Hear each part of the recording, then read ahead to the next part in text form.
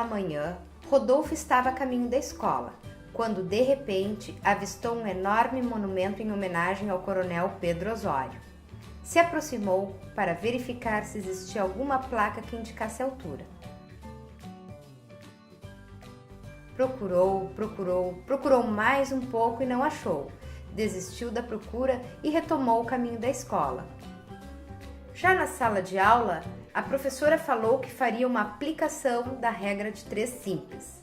Na aula passada, havia pedido que os alunos trouxessem os seguintes materiais: uma fotografia ao lado de uma porta, uma régua e uma calculadora, pois hoje iriam calcular a altura de uma porta usando a foto. Rodolfo trouxe a seguinte foto. Em seguida, a professora pediu para medir a altura da porta e a altura do aluno na foto.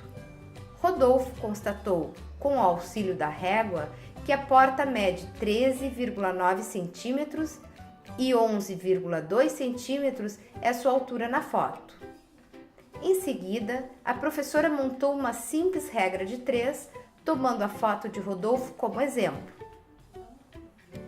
Na coluna do lado esquerdo, valores da foto, ou seja, a altura da porta, 13,9 centímetros, e a altura de Rodolfo, 11,2 centímetros.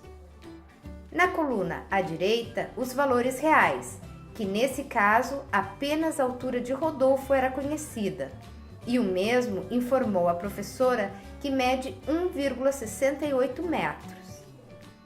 Antes de resolver a regra de 3, a professora explicou que é necessário converter as medidas para a mesma unidade. Assim, a altura de Rodolfo foi convertida de metros para centímetros. Efetuando o cálculo da regra de 3 simples, a professora constatou que a altura da porta é aproximadamente 208,5 centímetros, ou 2,09 metros. Os demais alunos começaram a comparar as alturas das portas e perceberam que a maioria das portas tem a mesma altura. No caminho de volta para casa, Rodolfo teve uma brilhante ideia. Ao invés de calcular a altura de uma porta, ia calcular a altura do monumento em homenagem ao coronel Pedro Osório. Assim, foi até lá e tirou uma foto ao lado do monumento. Chegando em casa, verificou as seguintes medidas da foto.